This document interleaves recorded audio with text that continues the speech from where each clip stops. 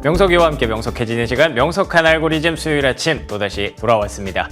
본격적으로 좀 실적 시즌 들어오다 보니까 종목별로 얘기를 많이 하게 되는데 사실 아직까지 뭐 분위기는 나쁘지 않습니다만 막 그렇게 막 치열하진 않은 것 같아요. 왜냐하면 이제 뭐 내일 테슬라나 이런 넷플릭스 이런 우리가 관심 많은 기업들이 실적을 발표하면 그때부터 이제 좀 본격적으로 실감이 나지 않을까, 체감이 되지 않을까라고 생각을 하고 있는데 여러분들은 어떠신지 궁금하네요. 그래서 이렇게 본격적으로 실적 시즌 들어가기 직전에 뭔가 좀 체크해 볼 만한 내용이 없을까 찾아보다가 하나를 찾아냈습니다. 중국의 경기 부진이 빅테크와 반도체에 미치는 영향. 무슨 얘기인지 잘 모르시겠죠? 네, 알고리즘 한번 따라가 보시죠. 자, 먼저 맨해튼으로 한번 가보도록 하겠습니다. 이 맨해튼이라고 말해도 될까요? 중국으로 시작했기 때문에 뭐 상하이 아니면 뭐 베이징 뭐 이렇게 얘기를 해야 될 수도 있을 것 같은데 우리가 예상했던 대로 중국의 GDP 성장률은 부진했습니다. 6%가 넘는 성장률을 기록했지만 보시다시피 전년 동기에 너무 부진했기 때문에 이 정도의 탄력은 어느 정도 나와줬어야 되는 거고요. 사실 예상치는 7% 이상이었기 때문에 훨씬 좀 안 좋았다라고 표현을 하는 게 맞겠죠. 그리고 또 아시는 것처럼 중국의 요즘 청년 실업률이 굉장히 문제라고 합니다. 근데 중요한 건 이게 하루 이틀의 문제가 아니라는 거죠. 코로나 훨씬 이전부터 중국의 청년 실업률은 계속 문제가 되어 왔었고 뭔가 최근에 이렇게 뭘 해도 안 되는 것 같은 그런 분위기, 그러니까 구조적인 뭔가 문제로 발전하는 것이 아니냐라는 지적들이 계속 나오고 있죠. 일단 첫 번째로는 중국이 그렇게 자랑했던 수출이 뭘 해도 잘 안 살아나는 그런 느낌입니다. 물론 아직까지 뭐 부양책이 좀 적극적으로 나오지 않는다고는 합니다만 수출이 이렇게 부진하니까 중국에서 계속 뇌관으로 지적받고 있는 그 부동산 투자도 살아날 수 있을까에 대해서 아직까지도 좀 미심쩍은 그런 부분들이 있고요. 이렇게 된다면 중국에서 정말 앞서 말씀드린 것처럼 구조적인 문제들이 좀 생기고 있는 것은 아닐까라는 의심을 계속 보내게 되죠. 이 부분이 없지 않아 영향이 분명히 있었던 것 같아요. 미국이 주도하는 디리스킹 그리고 이제 리쇼어링 이런 것들로 인해서 중국이 전 세계의 제조업을 어떻게 보면 좀 독점하고 있었다가 그 부분을 계속 빼내는 과정에서 어떻게 보면 중국의 수출이 줄어들고 부동산 투자가 줄어드는 것은 연결해서 볼 수 있는 그런 분명한 그런 부분들이 있고 실제로 이렇게 생산지가 다변화되고 있다는 점에서 이 부분 생각하지 않을 수가 없을 것 같습니다. 그래서 제가 구조적인 부분을 계속 말씀을 드리는 건데 결국 이렇게 된다면 중국은 뭐 일본이 그랬던 것처럼 대한민국이 좀 그랬던 것처럼 이런 첨단 산업으로 확 진보하지 못한다면 여기서 계속 성장이 좀 둔화될 수도 있을 것이다. 여기가 차이나의 피크일 것이다.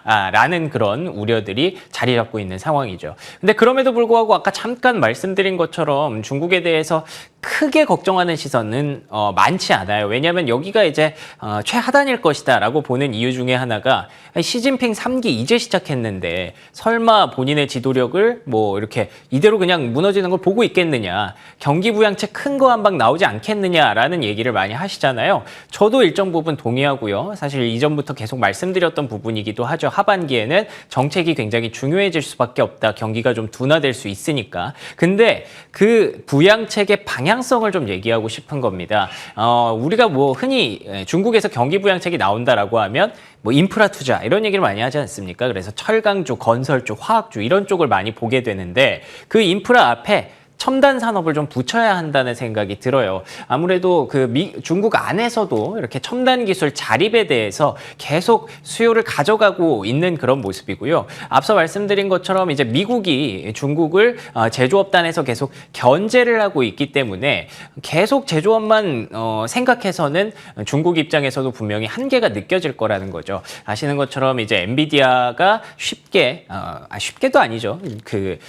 중요한 그런 AI 인프라들을 판매하지 못하잖아요, 중국에. 이런 부분들을 감안해서라도 중국 입장에서 자립을 이루려면 이 시장에서 뭐 엔비디아가 안 준다고 해서 AI 시장에서 중국이 물러나면 그거는 G2라는 명제에서 그냥 우리는 포기하는 게 되는 거잖아요, 중국 입장에서는.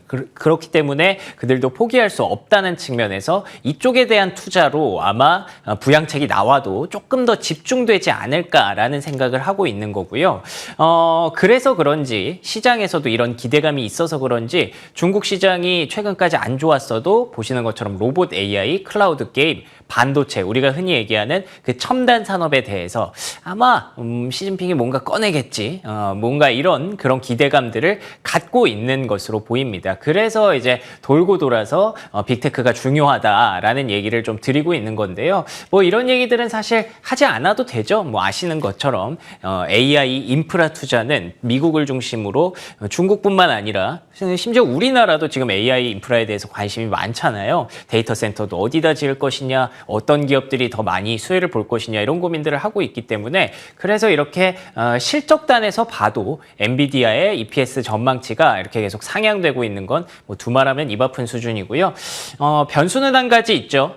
선반영된 주가, 그러니까 보시는 것처럼 최근 들어서 성장주, 퀄리티주가 이렇게 급격하게 올라오면서 중소형주와 가치주가 상대적으로 저평가되어 있고, 이 간극을 맞추는 과정에서 실적 시즌에는 이게 이렇게 줄어들지 않겠느냐라는 얘기들을 많이 하시는데 생각보다 최근에 좀 2분기 실적에 대한 눈높이가 낮아져서 그 눈높이를 맞추는 기업들이 많아서 분위기가 좋아 보이는 것 같지만, 알고 보면은 사실 지금은 거의 최악의 상황이거든요. 경기 측면에서 보면 보시는 것처럼 최근에 파산하는 기업들이 굉장히 많이 늘어나고 있다고 합니다. 그렇기 때문에 우리가 좀 뭐 불안불안한 그 실적 잘 안 나오는 중소형주 많이 떨어졌으니까 산다? 이거는 정말 오산이 될 수 있는 거고요. 그래서 다시 한번 퀄리티주가 실적 시즌에도 분명히 조금 더 긍정적인, 안정적인 수익률을 낼 수 있지 않을까? 라는 측면에서 말씀을 드리고 있습니다. 만약에 이런 부분들이 이제 중소형주로 확장이 되려면 결국에는 중소형주를 누르고 있는 그 금리라는 문제가 해결이 되는 것처럼 보여야, 이게 고점이거나 혹은 이제는 뭐 인하 시그널 이런 것들이 나와야 확장될 수 있기 때문에 결론적으로 뭐 말씀드리면 중국의 현재 경기 상황을 봐도, 중국의 경기 부양책 기대감을 봐도, 그리고 실적 시즌과 미국의 금리 상황을 봐도 현재 퀄리티주의자 성장주인 이런 빅테크주가 조금 더 수익률이 안정적이지 않을까라고 일단 판단을 하고 있습니다. 이 내용을 가지고 한국으로 좀 가보도록 하겠습니다. 여의도지만 그래도 우리가 또 중국으로 시작을 했기 때문에 오늘은 좀 중국에서 얘기를 좀 전개를 해보도록 하겠습니다. 중국의 AI 굴기, 엔비디아 없이 가능할까라는 생각을 좀 해보고 있는데요. 엔비디아에서 앞서 말씀드린 것처럼 그 초고도의 칩을 중국에게 주지 않는다는데, 과연 중국이 AI를 그래서 투자를 해봤자 얼마나 클 수 있겠어라는 의문이 좀 들잖아요. 그래서 저도 궁금해서 중국이 뭐 이 시장에서 아예 빠지진 않겠지만 만약에 계속 미국과 G2로서 대응을 하려면 어떤 전략을 생각하고 있을까 좀 찾아봤어요. 그랬더니 이렇게 패키징 쪽으로 많은 고민을 좀 하고 있더라고요. 쉽게 말하면 질보단 양인 거죠. 똑같은 칩을 하나 만들어도 이제 엔비디아 거는 정말 훌륭한 칩 하나면 되는데, 근데 이쪽에서는 그걸 받아올 수가 없으니까 비슷한 거 조금 낮은 거를 쉽게 말하면 여러 개를 쌓아서 패키징을 잘 해서 그렇게 좀 대응을 하겠다. 물론 이게 그걸 완벽하게 대체할 수는 없겠지만 어느 정도는 좀 따라갈 수 있도록 그 패키징에 대해서 고민을 많이 하고 있는 것 같고요. 왜 TSMC가 세계 1위의 그 파운드리 업체가 된 이유가 사실 여기에 있다는 얘기들이 많거든요. TSMC가 하는 일이 어딘가에서 이제 뭐 애플이나 뭐 이런 쪽에서 그 설계를 해서 설계를 맡기고 그 받은 설계를 갖고 잘 만들어서 패키징을 해서 다시 애플한테 주는 그런 업체잖아요. 근데 잘 만드는 걸 더 잘 만들기 위해서 마지막 패키징이나 후공정은 다른 기업들에게 계열화를 정말 잘 해놨다고 합니다. 그래서 여기 후공정 기업들 순위 보시면 미국 기업은 2위에 하나밖에 없는데 나머지 9개가 전부 다 대만 중국이거든요. 이런 쪽들을 활용을 해서 계속해서 지금은 기술력이 물론 크게 차이가 나겠지만 이걸로라도 어떻게 좀 해보려는 그런 움직임이 나오고 있는 것 같고요. 그래서 이제 패키징, 후공정이 좀 중요하다라는 말씀을 결론적으로 드리고 싶었습니다. 한국에서도 마찬가지겠죠. 이게 지금까지 내용을 쭉 살펴보다 보면 결국 미국은 중국이 이렇게 막 AI 쪽에서도 커나가는 걸 원하지 않을 거고 TSMC가 사실은 대만 반도체잖아요. 차이니스 타이페이이기 때문에 언제 어느 순간 갑자기 우리 미국이랑 거래 안 할 거야 이래도 이상하지 않은 기업이거든요. 냉정하게 말하면. 그런 것들을 디리스킹하는 측면에서 미국은 삼성전자 파운드리에 대한 수요가 아마도 조만간에 계속 얘기가 나오겠죠. AMD나 엔비디아와의 협력설도 계속 나오고 있기 때문에 그런 부분들을 감안했을 때 중국이 이 패키징 후공정으로 승부를 보려고 한다면 삼성전자와 함께 가고 있는 패키징 후공정 업체들도 그래서 좀 주가가 좋을 수밖에 없다. 지금도 물론 좋습니다만 앞으로도 중장기적으로 계속 주목을 받을 수밖에 없다라는 결론을 한번 내려봤습니다. 그래서 결론은 역사는 2023년을 어떻게 기록할까요? 요즘 이런 생각이 좀 들더라고요.